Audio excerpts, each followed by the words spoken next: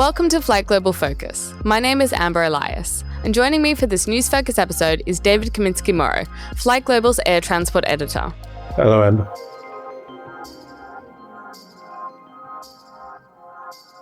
Let's take a look at the top aviation stories this week on FlightGlobal. Two scholars have warned that the US Air Force strategy for war over Taiwan is likely to fail. Scholars Nicholas Anderson and Darrell Press examined the likely outcome of a confrontation in the Indo-Pacific region, accounting for the relative strengths and strategic regional composition of the US and Chinese air forces. They concluded that the US Air Force is unlikely to overcome its reliance on vulnerable fixed-air bases, giving China a distinct advantage during a conflict.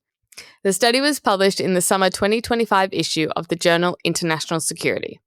European airframer Airbus is working on a bid to replace Portugal's aging Lockheed Martin F-16s with Eurofighter Typhoons.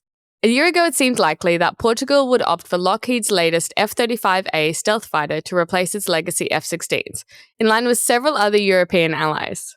However, in March, Portugal's defense minister suggested the country would look elsewhere for its next tactical fighter, citing concerns about the USA's commitment to the NATO alliance. JetBlue offloads another 12 Embraer 190 regional jets, while 6 Airbus aircraft remain grounded for engine maintenance.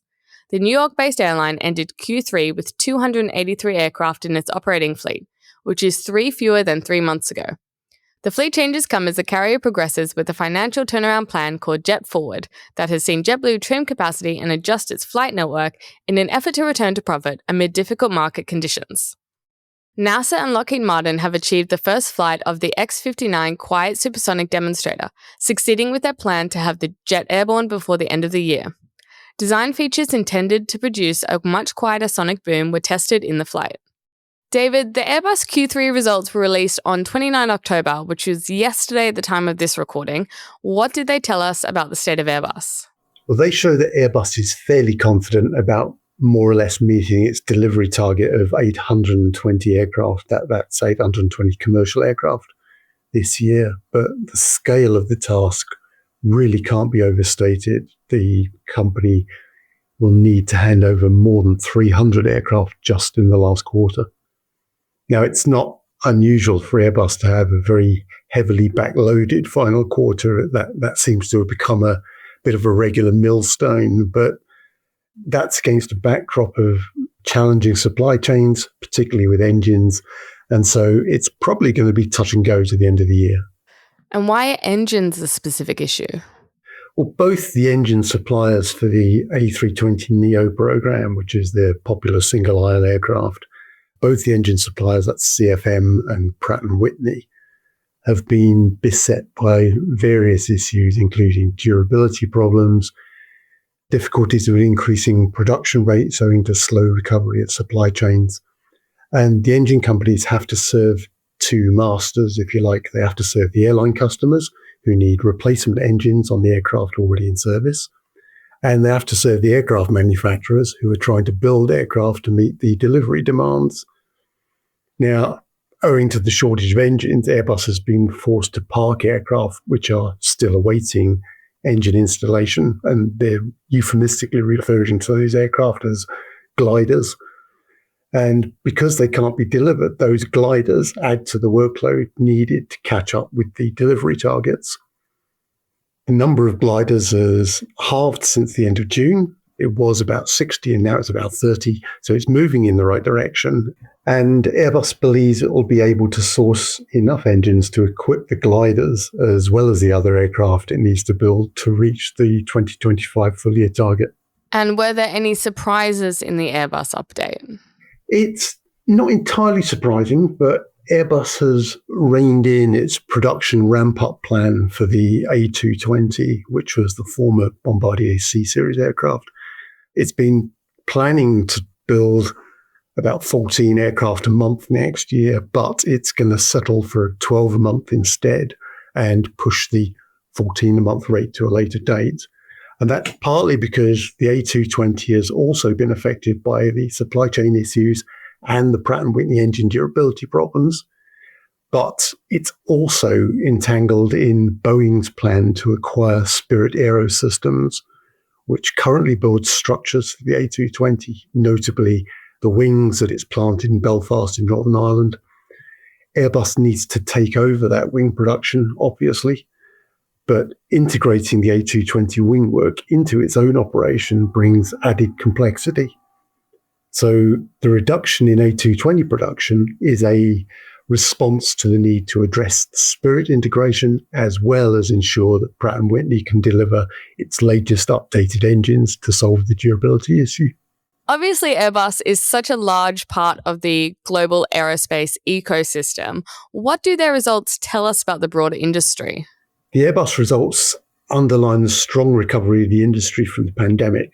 I mean, during the pandemic, airlines were parking aircraft because the air transport sector just fell through the floor. But now during the recovery, the manufacturers can't build aircraft fast enough. Now, Airbus has slightly trimmed its A220 production plans, but that's not for lack of demand. And it's maintaining the very ambitious ramp-up targets for the A320neo family, because backlog for those aircraft, especially the A321neo, is so high. And Airbus has just opened 2 more A320neo lines in the USA at Mobile and Tianjin in China in the space of 2 weeks to support efforts to take monthly production of the A320neo to 75 aircraft. And it also wants to lift A350 output to 12 aircraft a month in 2028 once it takes over the fuselage work from Spirit Aerosystems. So looking ahead, what can we expect from Airbus into 2026? Kind of the exciting thing is that the first Airbus A350 freighter is already in final assembly. So we can probably look forward to a maiden flight sometime next year. That aircraft's due to enter service in late 2027. Airbus will probably want to increase delivery targets next year, but I don't expect the supply chain pressures are going to disappear entirely. And I think there'll be a lot of attention on the engine manufacturers because so much depends on their ability to step up to the tasks. And Airbus doesn't want to go back to parking gliders outside Toulouse and Hamburg. Did Airbus give any other indications about any of their other programs that are potentially coming in the next couple of years?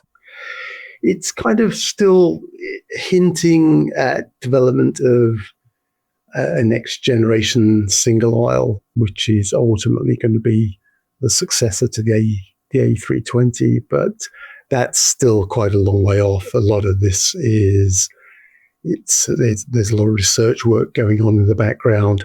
We're still a long way off from seeing any kind of concrete aeroplane from those plans. They've got a huge backlog of A320neos to get through at the moment. So Airbus is kind of in the mode of, if it ain't broke, don't fix it. And since the A320neo is selling so well, they won't be in a hurry to replace it just yet. Yeah, it does feel like there are quite a lot of external pressures from Airbus, as you say, from the engines and supply chain. But is the overall messaging from Airbus quite positive? Yeah, the messaging seems to be that the supply chain issues have been challenging and they are still challenging, but there does seem to be some kind of a light at the end of the tunnel. There's evidence of increasing optimism that production rates can be achieved, that engines are going to start getting delivered more and more to schedule. So it's still a bit early days and nobody's out of the woods yet. Thank you so much for joining me on this episode, David. Pleasure. Thanks, Amber. FlightGlobal Focus is your new essential podcast for trusted aviation insight. We publish new episodes twice weekly. Join us on Friday for a concise news briefing and on Monday for in-depth analysis covering airlines, defense, and aerospace. FlightGlobal Focus is a production of FlightGlobal with audio editing by Lucy Johnson. If you have any questions, comments, suggestions, or for commercial opportunities, please email podcast@flightglobal.com and more information can be found in the show notes. Listeners can get a discount to a new subscription to FlightGlobal with the code FGPodcast. Terms and conditions apply. Listen, rate, review, and subscribe wherever you get your podcasts.